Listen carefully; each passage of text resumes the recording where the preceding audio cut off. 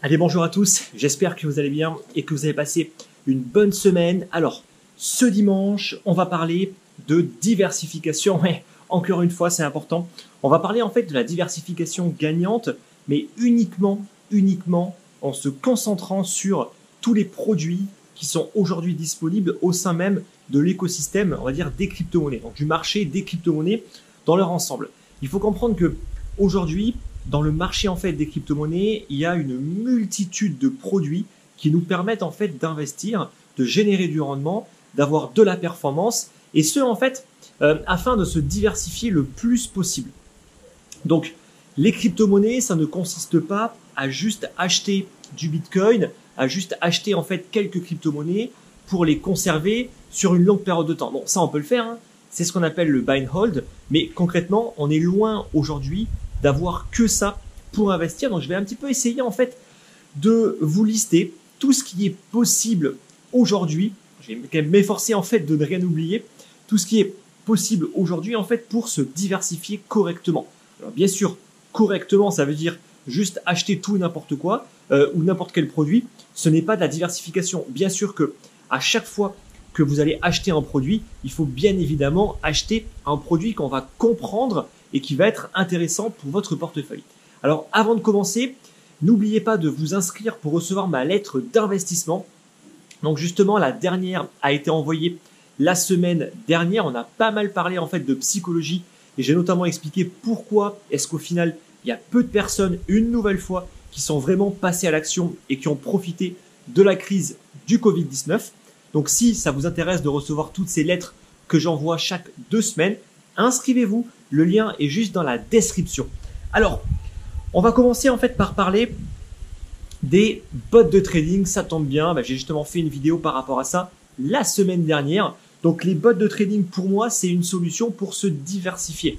Je précise bien, hein, c'est une diversification. Ça veut dire que on ne mise pas tout sur les bots de trading. On peut miser une partie en fait de son capital. Ça peut être 10, 20, 30%. J'estime que déjà, si on a diversifié à hauteur de 30% sur une stratégie en automatique qui va être appliquée par un bot de trading, c'est déjà plutôt pas mal. En tout cas, c'est ce que moi, je fais. Alors, il faut comprendre que les bots de trading, je vais pas on va dire tout expliquer par rapport à ça. J'ai fait une vidéo. Si ça vous intéresse, allez en fait les voir. En tout cas, c'est intéressant, à mon sens, aujourd'hui, de se diversifier. Et je dis bien de se diversifier avec une partie de son capital sur des stratégies comme ça qui vont tourner en totale autonomie, complètement automatique. C'est pour moi en tout cas le principal intérêt d'un bot de trading. Ensuite, on va retrouver tout ce qui touche au prêt, donc ce qu'on appelle en anglais le lending, le staking et les masternodes. Bon, là-dedans, il faut tout de suite que je vous le dise, il y a beaucoup de choses et tout n'est pas bon à prendre. Donc déjà, si on essaye de comprendre un petit peu quelle est en fait la différence entre ces 3 moyens qui vous permettent de générer du rendement, notamment en recevant davantage en fait de crypto-monnaies. Donc, le lending, ça correspond tout simplement au prêt classique. Là, pour le coup, il y a pas vraiment en fait de changement dans la mécanique. Vous avez des stablecoins, vous avez des crypto-monnaies, vous voulez les prêter. Et bien sûr, vous allez recevoir en contrepartie, parce que vous prenez un risque quand vous prêtez en fait vos fonds, les fameux intérêts. Alors, il y a 2 méthodes aujourd'hui en fait pour faire du prêt. Soit vous passez en fait par une plateforme qui est centralisée, soit par une plateforme qui est décentralisée. Donc les plateformes qui sont décentralisées, aujourd'hui vous commencez un petit peu, je pense, à les connaître. On va retrouver par exemple le projet Compound, le projet Dharma.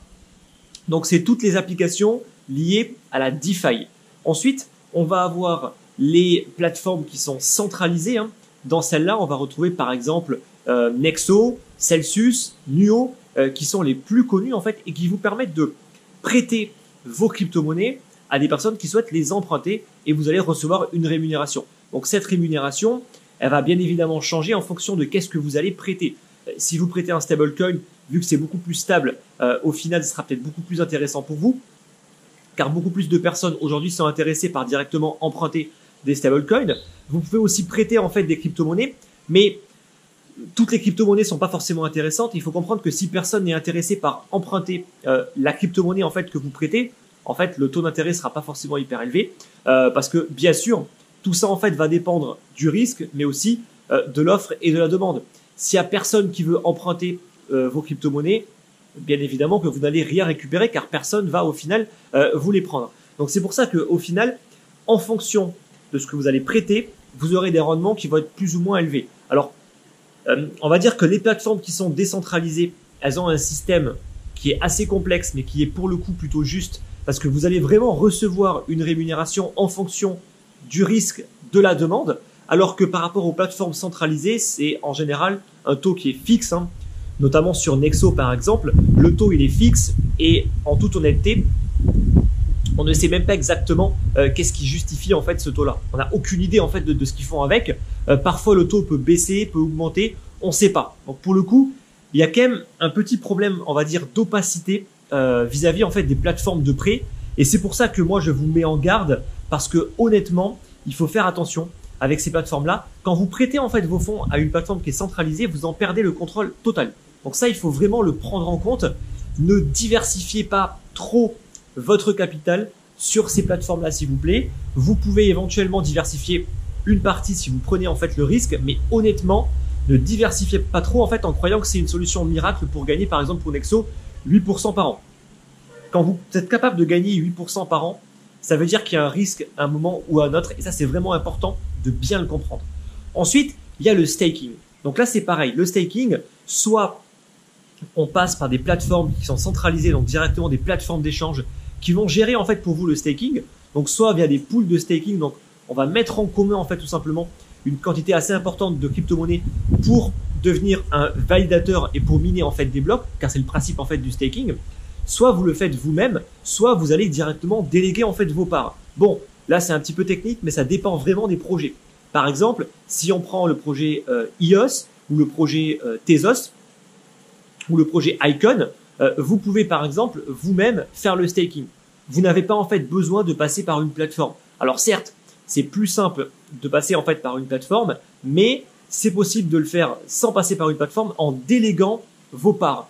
Donc en fait, il n'y a pas vraiment, on va dire, besoin de mettre en commun les crypto-monnaies. Vous déléguez en fait vos parts à directement un super, on va dire, validateur. Bon, je simplifie un petit peu, mais c'est comme ça, on va dire que ça fonctionne grosso modo.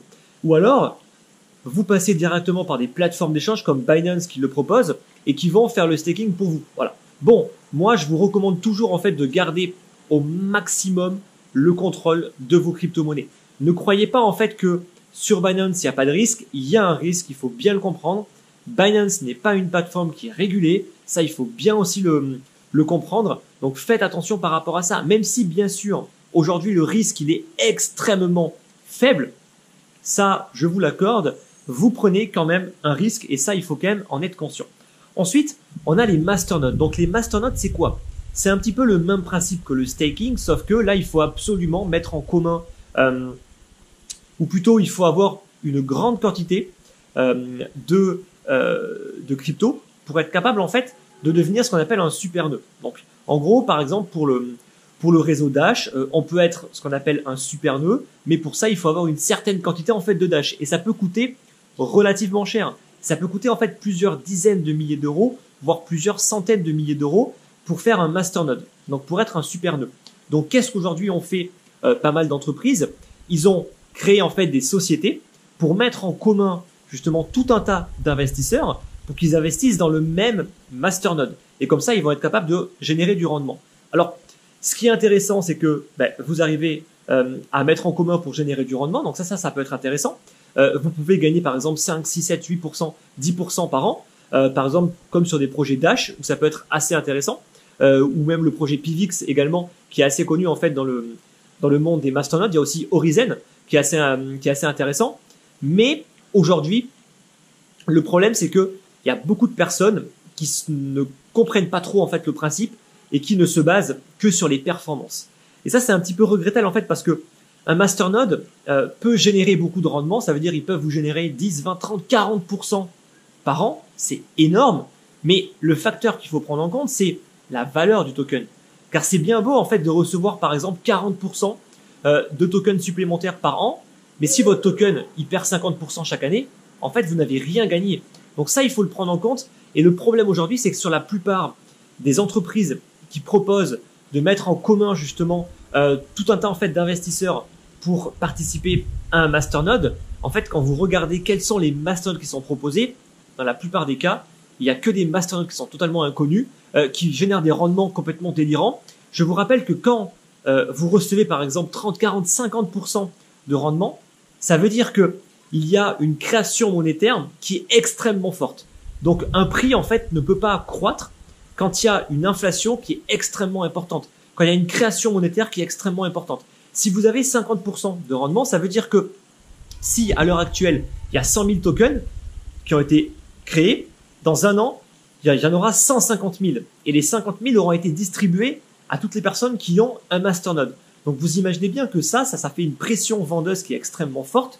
Et donc le prix va plus avoir tendance à baisser plutôt qu'à augmenter. Donc il vaut mieux choisir des bons masternodes qui vont avoir par exemple une création monétaire, donc une inflation d'environ 10% par an. C'est cohérent, 10% par an, le prix peut quand même croître. Mais si ça commence à être plus que 10%, là honnêtement, faites attention. Parce que très souvent, en fait, il faut comprendre que d'une part, qui est-ce qui va être le gagnant en fait dans l'histoire? Très souvent, c'est pas vous, hein, ça va être l'entreprise directement qui vous propose les masternodes parce que eux, peu importe ce qui va se passer par rapport au token, ils auront vendu leur service, ils auront récupéré en fait leurs frais. Donc eux, en fait, ils s'en foutent complètement de savoir si vous allez vraiment gagner de l'argent ou pas. Hein. Et il faut le dire, c'est une boîte. Hein. Une entreprise passe d'abord ses intérêts avant les vôtres. Hein. Donc ça, il faut quand même bien le comprendre. C'est pas non plus une œuvre charitative. Donc caritative, pardon, pas charitative, caritative. Donc ça, il faut bien le comprendre. Donc les masternodes, honnêtement, pour moi, il y a les 3 que j'ai pu vous citer et tous les autres, honnêtement, ils ont des rendements qui sont extrêmement forts. Vous allez vous dire c'est génial, je vais gagner plein d'argent, mais en fait le token va faire que perdre de la valeur et vous allez rien gagner. Donc moi je préfère gagner 5, 6, 7, 8% par an d'un token qui arrive à maintenir une valeur, voire à croître, plutôt que de gagner 50% par an d'un token qui fait que perdre de la valeur. Réfléchissez bien par rapport à ça, parce que par rapport au masternode, on peut croire beaucoup de choses. Dans la réalité, c'est pas une solution miracle pour gagner de l'argent, je peux vous l'assurer.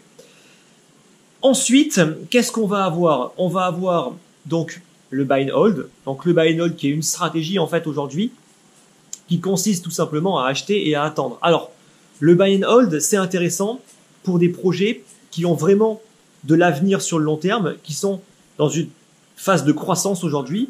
Et ça peut être vraiment intéressant sur des projets comme le Bitcoin, comme l'Ether. Et ça, en fait, ça va rejoindre la vidéo que j'ai fait il y a environ 2 semaines par rapport à ça. Maintenant, faire du buy and hold sur des shitcoins, honnêtement, c'est prendre le risque au final que vous investissiez dans quelque chose qui ne va jamais prendre de la valeur et qui va même perdre de la valeur. Et il faut pas croire que quelque chose qui a forcément un jour pris de la valeur, qui a perdu de la valeur, va reprendre un jour de la valeur. Non, absolument pas. Ça, c'est un mythe. Dans la plupart des cas, en fait, ces projets ne vont pas reprendre de la valeur. Donc ça, il faut vraiment le prendre en compte. Et c'est pour ça que le buy and hold, ça peut être intéressant comme ça peut être extrêmement dangereux, voire un investissement qui ne va rien vous rapporter. Donc c'est pareil, le buy and hold, c'est intéressant, mais uniquement si vous investissez en fait sur des bons projets qui montrent une certaine dynamique. Mais ça rejoint un petit peu la vidéo que j'ai fait il y a 2 semaines vis-à-vis en fait d'assurer des gains. Ensuite, on va retrouver le trading, qui bien sûr est une activité pour générer du rendement dans le monde des crypto-monnaies. Alors dans le trading, il y a un petit peu de tout une nouvelle fois. Donc déjà, il faut comprendre qu'il n'y a pas un seul type de trading, il y a différents types de trading. Il y a le trading actif, il y a le swing trading. Justement, parlant un petit peu plus du swing trading, parce que c'est quelque chose qui est assez tendance, on en parle souvent, et pour le coup, en fait, on oublie quand même pas mal de choses par rapport au swing trading. Donc déjà, en fait, le swing trading, c'est super quand il y a une tendance. Le principe même du swing trading, c'est de surfer une tendance. Donc ça veut dire que pour que ça fonctionne, il faut qu'on ait une tendance. Et une tendance, c'est quoi? C'est de préférence à la hausse. Parce que swing trader à la baisse, c'est pas forcément aussi simple que swing trader à la hausse. Et c'est justement qu'ils font du swing trading, je pense qu'ils me contrediront pas par rapport à ça. Donc, pour avoir des bonnes conditions pour faire du bon swing trading, il faut qu'on ait une tendance qui soit haussière. Qu'est-ce qu'on a aujourd'hui depuis environ 2-3 ans dans les crypto-monnaies? On a 99,9% des crypto-monnaies qui n'ont aucune tendance et on a une infime minorité de projets qui arrivent à maintenir une tendance à la hausse durant quelques mois, voire quelques années. Ces projets-là, vous les connaissez, il n'y a pas de miracle, hein. C'est les projets par exemple Link, Tezos, qui eux ont eu une forte dynamique haussière. Et effectivement, il était clairement possible de swing trader ces deux crypto-monnaies-là. Le Bitcoin, plus compliqué, car au final, on est plus aujourd'hui dans une phase où le prix il est vraiment en train de se contracter. On a eu des phases de hausse, des phases de baisse, mais c'est plus sur du court moyen terme, pas vraiment sur une période de temps qui peut durer plusieurs années. En tout cas, pas encore. On l'a eu en 2016-2017. Ensuite, on a eu une belle phase de correction. On a eu de nouveau une phase haussière, de nouveau une phase de correction, de nouveau une phase haussière. Mais ça profite beaucoup plus aux day traders qu'aux swing traders. Parce que les day traders, eux, vont être capables de générer du rendement durant des forts pics de volatilité. Et pour le coup, les day traders sont les grands gagnants, on va dire, des dernières années sur le Bitcoin. C'est eux, en fait, qui ont été capables de générer beaucoup de rendement. Les swing traders, eux, ils sont toujours en train d'attendre une tendance. Et pour le coup, on aura une tendance vraiment haussière définie lorsqu'on aura enfin, cassé en fait des niveaux vraiment décisifs sur le Bitcoin. Donc le premier niveau, ça va être les 10 500 $. Le second niveau, à peu près les 12 000 $. Et c'est sûr que dès qu'on aura cassé en fait ces niveaux-là, là, il y aura à mon avis pas mal de swing traders qui vont prendre des belles positions pour essayer en fait de surfer une vague qui pourrait durer plusieurs mois, voire plusieurs années. Donc la grande difficulté en fait du swing trading, et ça on vous le dit jamais, c'est qu'il faut une patience extrême. Il faut être super patient. Parce que pendant 1 an, 2 ans, 3 ans, on peut ne rien faire, être capable de prendre aucune position, ou à chaque fois que vous prendrez une position, malheureusement, elle sera invalidée parce que la tendance va rapidement se retourner. C'est ce qui s'est passé quasiment à chaque fois sur le marché des crypto-monnaies. Donc le swing trading, en vous le vend tout le temps, en vous montrant les graphiques de 2015, en vous montrant, regardez, ceux qui ont surfé cette magnifique vague jusqu'en 2017, ils ont fait un rendement de dingue. Oui, je suis carrément d'accord avec ça. Sauf que maintenant, là, dans le présent, c'est maintenant, c'est pas en fait dans le passé. Est-ce qu'on a de nouveau une tendance? Pas encore. On n'a pas encore eu de tendance. Et ça, il faut bien le garder en tête. Donc le swing trading, sur le papier, c'est génial. Mais si vous n'êtes pas capable d'attendre plusieurs années pour être capable de prendre une position qui va vraiment prendre de la valeur, ne faites pas du swing trading. Ah, d'accord? Ensuite, il y a le day trading. Et pour le coup, le day trading, ça demande peut-être plus de compétences, clairement. Une bien meilleure gestion du stress. Aussi beaucoup plus de temps, ça aussi il faut le dire, ça demande beaucoup de temps, mais vous êtes capable de générer du rendement tout le temps. Dès qu'il y a de la volatilité, vous êtes capable de générer du rendement. Donc ça pour le coup, ça a été très intéressant, notamment les dernières années, parce qu'il y a eu pas mal de volatilité. Là, les day traders se sont littéralement gavés, il faut le dire, hein. Surtout par exemple, lorsqu'on a eu la baisse panique sur le Bitcoin, qu'il a perdu plus de 50%, je peux vous assurer qu'il y a pas mal de traders, certains que j'en connais et qui vont même se reconnaître, qui ont fait leur année, hein, clairement. Ils ont fait leur année. Ils ont pu shorter en fait le Bitcoin comme pas possible parce que les signaux étaient magnifiques, que la baisse était extrême et que la volatilité était extrême. C'est pareil également sur le rebond. Combien de personnes ont pris des bonnes positions longues qui étaient là quand il fallait, parce que le prix n'est pas resté très longtemps sur des super niveaux d'achat, mais beaucoup en fait de traders, de day traders ont été capables de le faire. Maintenant, il faut de l'expérience parce que c'est un marché qui est complexe, donc il faut clairement beaucoup d'expérience. Donc voilà un petit peu toutes les solutions aujourd'hui. Alors bien sûr, on pourrait rajouter à ça l'investissement passif, donc la création de portefeuille. Donc pour créer un portefeuille, justement, j'ai fait une vidéo, assurez vos gains, allez la voir. J'explique comment est-ce qu'on crée un portefeuille qui peut être vraiment performant sur le long terme. Comment est-ce qu'on alimente ce portefeuille-là? C'est simple, hein. Soit on investit des quantités en fait d'argent importantes sur des bons niveaux d'achat, mais autant il faut être capable de le faire, il faut être là au bon moment et il faut avoir un capital. Ou alors sinon, vous investissez petit à petit. C'est la stratégie, on va dire, la plus simple du monde, mais celle qui fonctionne très souvent le mieux, d'investir petit à petit en faisant ce qu'on appelle un DCA. Voilà. Donc là, vous avez déjà pas mal de billes sur comment est-ce qu'on peut profiter du marché des crypto-monnaies. Bien sûr, je ne peux pas détailler tous les points, mais ceux qui sont intéressés, ceux qui sont motivés, vous allez trouver en fait des solutions pour justement bien creuser chacune des parties. Gardez bien en tête que il n'y a pas une stratégie miracle, qu'à mon sens il faut se diversifier. C'est pour ça que moi je suis pas mal diversifié. Je fais du swing trading, je fais de l'investissement passif.